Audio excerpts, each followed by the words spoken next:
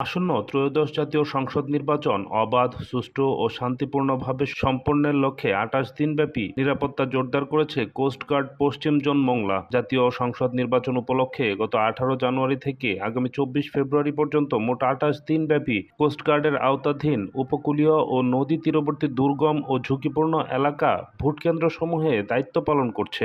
এরই ধারাবাহিকতায় সোমবার সকাল থেকে কোস্টগার্ড পশ্চিম জোন মোংলার আওতাধীন সুন্দরবন সংলগ্ন দাকব ও কয়রা উপজেলার ৫৬টি ভোটকেন্দ্রে কোস্টগার্ডের সদস্যগণ দায়িত্ব পালন করেছে। ঝুঁকিপূর্ণ ও স্পর্শকাতর এলাকায় বিশেষ গোয়েন্দা নজরদারি, ড্রোন নজরদারি, নিয়মিত টহল ও প্রয়োজনীয় আইনানুগ ব্যবস্থা গ্রহণের মাধ্যমে শান্তিপূর্ণ ও উৎসবমুখর পরিবেশ বজায় রাখা হবে।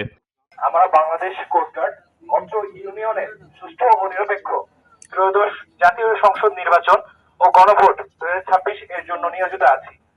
সকলকে আগামী ১২ই ফেব্রুয়ারি আসন্ন জাতীয় নির্বাচন ও গণভোট এ নির্দ্বিধায় স্ব ভোট প্রদান করার জন্য বিনীত অনুরোধ করছি। দেশের চাবি আপনাদের সকলের হাতে।